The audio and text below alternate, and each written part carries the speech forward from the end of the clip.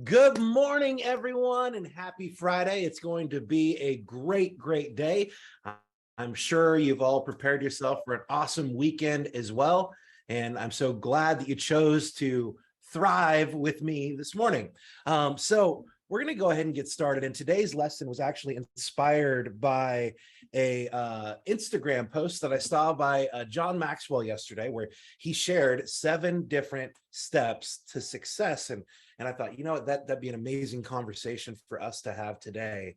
And I will elaborate on what each of those steps actually means. So once again, thank you so much for being with us this morning. Let's go ahead and get started. So there's 7 steps, like I said, and step number 1 is make a commitment to grow daily. Now, I got to tell you, y'all, I am such a proud dad this morning because my daughter Savannah came to me yesterday, and she said, "Dad, I want to learn Spanish." And I said, "Okay, that's awesome. What has you wanting to learn Spanish?" And she said, "Well, one of my best friends at school, she is her native language is not English. The language she grew up with is Spanish, and she's still learning English, and because she's learning English, I want to learn Spanish."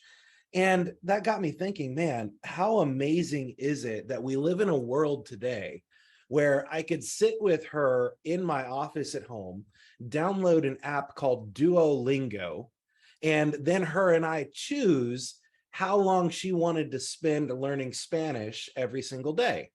And she said that she wanted to spend, it gave her options. It said, do you want to spend 5 minutes? Do you want to spend 10 minutes? Do you want to spend 15 minutes? All the way up to 30 minutes every single day. And she said, well, I'll start with 15 minutes. And I said, great. Well, she spent like 35, 40 minutes on the app as soon as we downloaded it. But how cool is that we now live in a world where learning is literally in our hand, in our pocket, everywhere we go. And here's the thing that was so cool about that.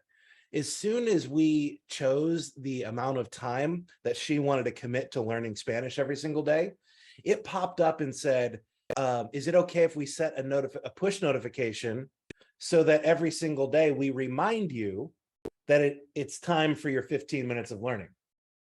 How amazing is that? Now, I'm also reminded of the story that John Maxwell shares, where he decided that he needed to have a personal growth plan, and he didn't even know where to start. But he had been listening to this person out of Waco, Texas. I'm blanking on his name right this second. And he decided that he was going to spend $799 at that point in time. This is back in the 70s. And he said that $799 was like a lot of money to him at that point in time, because it was in the early 70s. And he said that was actually a full month's salary of his pastoral job that he was going to dedicate to spending to become better. Well, he had to send the $799 off, and then it took weeks and weeks and weeks for that package to be delivered to him that had all of the tools and resources that he would need to develop his personal growth plan. But he did make a commitment to grow daily. And you and I all have that opportunity to make it instantaneous. When we choose to learn now, we can make it happen right away. So number 1, make a commitment to grow daily. Number 2, this is a big one. Value the process more than the event.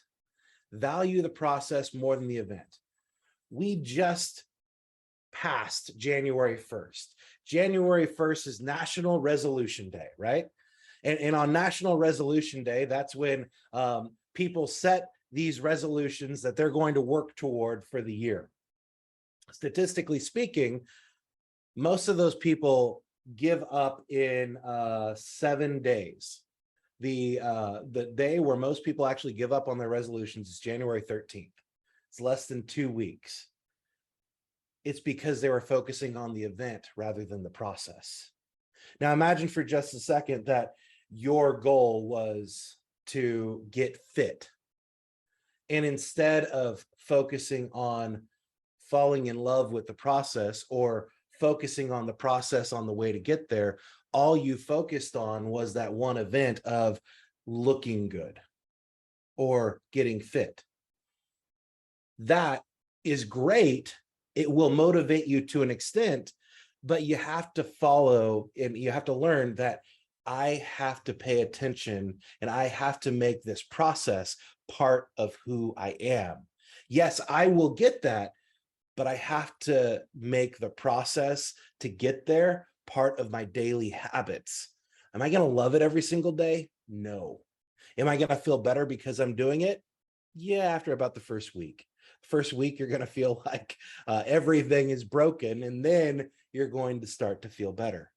But you have to value the process more than the event, because the event is great. The event is what you're training all the way up for, but the process is what actually helps you to get there. And I'm reminded of one of my son's baseball coaches a long time ago that told the kids, look, y'all, practice is for me, the game is for you. Practice is for me, the game is for you. You're going to go and enjoy the game. I know it. You're going to have a blast out there. And you're not going to have the most fun at practice because I'm going to push you to do things that you don't necessarily enjoy doing, but I'm going to do that so that you are better when it comes to your time, the game. So number 2, value the process more than the event. Number 3, don't wait for inspiration. Now, what does that mean? Don't wait for inspiration. Look, we're not going to wake up every single day and feel inspired immediately. There's some days where we're going to wake up and say, I don't know if this is worth it. I don't know if I want to do this anymore. I'm not quite sure I can do it. There's just some days naturally where you're not going to feel inspired to take action. Do it anyway. Do it anyway, because as you do it, you will become inspired. As you do it, you will start to see the results that you're looking for, and it will inspire you to continue on the path. Other things that you should do if you aren't doing it, I have it in my phone, but when I see a quote or something like that I absolutely love that somebody's posted on Facebook or Instagram, or it's in a book that I'm reading, I take a picture of it. I have an entire section, an entire folder in my phone just called quotes. And that right there is part of the way that in those moments where I'm not feeling inspired, I go and find inspiration. I seek inspiration out. Because if people like Nelson Mandela can sit in a prison for years and years and years and then come back out and say, I want to make the world a better place, not I want to take revenge on the world because of what they've done to me, y'all, what I'm going through is nothing. Those stories of people who have overcome inspire. There's also YouTube. Find those YouTube videos that motivate you and inspire you. For me, the death crawl in the longest, I think it's The Longest Yard, is the movie that I'm thinking of. Is it so empowering, because it's at that moment where that kid doesn't believe that he can do it, and then his coach challenges him over and over and over on that field, and he goes across the entire football field thinking that he hasn't even gone 40 yards. He went further than he could because somebody believed in him. So put that together for yourself. Have those things in a place where you can easily access them, so that when you're not feeling motivated, you're not feeling inspired, you can go and find inspiration and then do it anyway. So don't wait for inspiration. That's number 3. Number 4, be willing to sacrifice pleasure for opportunity. Be willing to sacrifice pleasure for opportunity. This is a big one. It's not always going to be comfortable. It's not always going to be comfortable. Yet when you choose to allow yourself to be uncomfortable, opportunity will show up. When you choose to allow yourself to be uncomfortable, opportunity will show up. This happened on Monday here in this office. A lady named Mary Lou showed up to make expired calls. She showed up to lead generate. Step number one, show up. And then she sat there with everyone, and she was literally in fear of picking up the phone to call expireds. Yet, she did it anyway. She was so afraid, yet she did it anyway. By the end of the day, by the end of that time, she set an appointment for a $1.4 million expired. She has that appointment this week. Why? Because she sacrificed her pleasure, her comfortability for opportunity. She sacrificed pleasure for opportunity. And because she did that, the opportunity showed up. Was it comfortable for her to pick up the phone and make that call? No, she was scared to death. Yet, she did it anyways because she's got a vision and a goal in her mind that she wants to accomplish. And doing what she's always done is not going to get her there. So she had to choose to be uncomfortable for that opportunity to be there. So number 4, be willing to sacrifice pleasure for opportunity. Number 5, this one is really simple. Dream big. Think about Walt Disney for just a second. Walt Disney had a vision. His vision was having an amazing theme park. Why did he have that vision? Because he had gone to a theme park with his niece, I believe it was. It might have been his daughter. And he didn't really enjoy it because it wasn't clean. It wasn't really well taken care of. And he thought there's got to be a better way. And he was already in the entertainment industry. He had created Walt Disney Pictures, but they had not built a theme park. And he was still proving himself along that way. And he took a group of investors out into the orange groves in Anaheim, California. Y'all, literally nothing was out there at this point in time. And he told them about his vision. He shared with them, this is what I see. This is what I believe can be here. This is what it will look like. This is how people will feel when they're here. And they bought into it. Well, some of them bought into it. Not all of them did. Some of them bought into the dream. Not all of them did. Just like for you, some people will buy into your dreams. Not everyone will. Lean on the people who are buying into it. Lean away from the people who are not buying into it.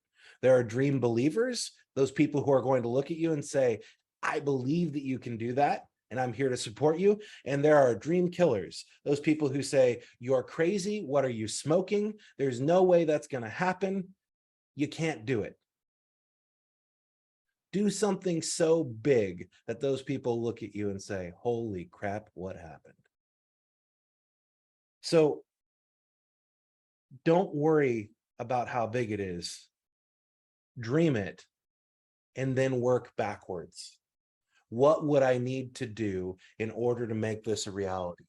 Gary Keller stood on stage at Family Reunion in 2017. I remember it clear as day. And he was teaching Quantum Leap. Quantum Leap is the most powerful class I think all of Keller Williams has. And if you'd like to come and join me for that on the 31st of January, I'm teaching it in Fort Lauderdale. So powerful. Gary stood on stage, 2017, Family Reunion, Las Vegas, Nevada. I remember exactly where I was sitting, and he said these words: you can accomplish anything you want to in 5 years. Figure out what it is and then work backwards. You can accomplish anything you want to in 5 years, figure out what it is and work backwards. Why did he say that? Because he said, I am a product of it. He went from being in massive debt to being a millionaire in less than 5 years. Why? Because he knew what he wanted to accomplish and he worked backwards in order to make it a reality. And then he went on to say, most people overestimate what they can accomplish in 1 year and completely underestimate what they can accomplish in 5 years. They overestimate what they can accomplish in 1 and underestimate what they can accomplish in 5. So dream big, dream really, really big. You owe it to yourself. Why else should you dream big? Because if you dream big and you miss, guess what? You've still gone further than if you were dreaming small. So number 5 is dream big. Number 6, plan your priorities. Plan your priorities. And here's where I want you to think the big rocks. What are those things that need to get done first? What are those things that I need to take care of before any of the other stuff even matters? What are the things that are going to move me toward my goal instead of just move me? You know, the bold law, don't mistake movement for achievement. Y'all, there's a lot of people who move all over the place. Are they achieving anything?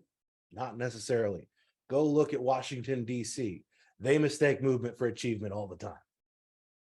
Now, ask yourself this question. Before you take any action, and I learned this, and I'm going to share the story in just a second, but ask yourself this question. Is the action I am going to take going to help me with my goals or move me further away from them? No matter how big or small the action is the action I'm about to take going to move me closer to my goals or further away from them? And here's where that comes into play. The British rowing team went 88 years without having won anything in the Olympics. The British rowing team, 88 years without having won anything in the Olympics. And they ended up getting a new coach, and this new coach wanted them to realize it didn't matter how small the action that they were going to take was. They needed to ask themselves this question: will this make the boat go faster?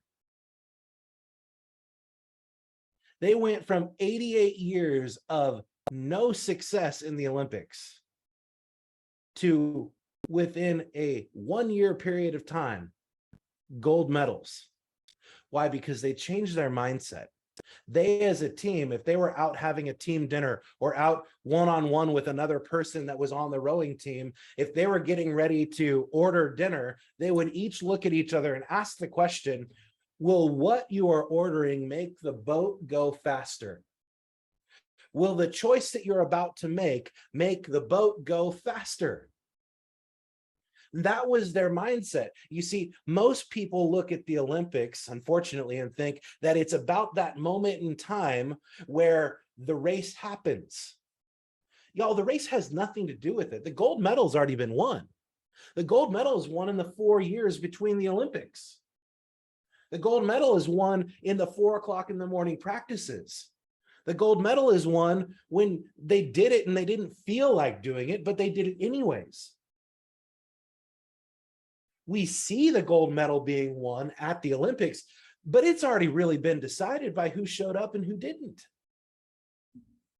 So plan your priorities and ask yourself, will the action that I'm about to take move me closer to my goal or further away from it? And number 7, give up to go up. Give up to go up. Now, that sounds really simple, and it's not. It's challenging. Because a lot of times we don't want to give something up to have something else. Yet, think about it like this. Many of us got into real estate, right? Because we wanted something better for ourselves. We wanted to be able to provide a life that working in a 9-to-5 job could not provide to us. And so we decided to go into real estate. Yet, the people who are truly successful in real estate actually have given up more than just their career that they had where they felt comfortable, but they gave up a lot of time on the front end to build something that was worthwhile and allowed them to be really successful. They had the tough conversation with their family and they said, hey, I'm going to be making this transition into a new career. And ultimately, it's going to allow us to have so much more time together. I'm going to have so much more flexibility to spend time with you. Yet, kids, wife, husband, it's going to take me away from you for a little while so that I can really build a really strong foundation so that we can have all of those things that I just mentioned. It's choosing to move from Texas to Florida for an opportunity to help other people. I had to give up some stuff in order to make it happen. We had to give up the comfortability of the roots that we had built in Texas, and we're building those new roots here in Florida. But we had to give up to go up. Every single person who is really successful that you look at, I promise you at some point in time, they were faced with a decision. Do I remain comfortable or do I give up a little bit to have what I've always wanted and put in more work in order to make that a reality? Truly successful people are willing to give up something in order to go up. It may be giving up a little bit of time with your family in order to have what you've always wanted. It may be giving up that salary that you've always been dependent upon to have more than you've ever desired to make before. Yet you have to make the choice. So I'm going to go through the 7 steps one more time so that we can recap them. And Shirley, thank you so much for putting them in the chat. Number 1, make a commitment to grow. Number 2, value the process more than the event. Number 3, don't wait for inspiration. Number 4, be willing to sacrifice pleasure for opportunity. Number 5, dream big, dream bigger than you ever have before. Number 6, plan your priorities. And number 7, give up to go up. Now, what are you taking away from our conversation today?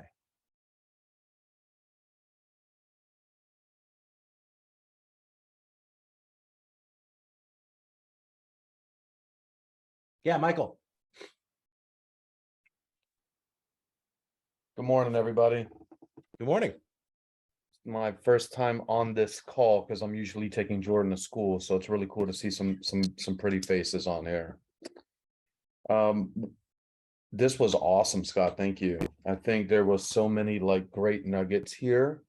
And a lot of them I think hit home for me and for everyone on the call. But I think the number 4, be willing to sacrifice pleasure for opportunity, is really, really big. And I love the story of, I think her name was Mary Lou. Yeah. Right. Just being, willing to go outside of somewhere that you're comfortable, to allow success to happen, to allow growth to happen. Right. And I think we all have success stories to share, when we were willing to give up some pleasure to go out and sacrifice. And it's just funny how that works out, right? Being willing to just get out of that comfortability, and for some reason success shows up. Yeah, it's crazy how that works, right? Yeah. I appreciate that, Michael. Lance. Hey, good morning, everyone. So, Morning.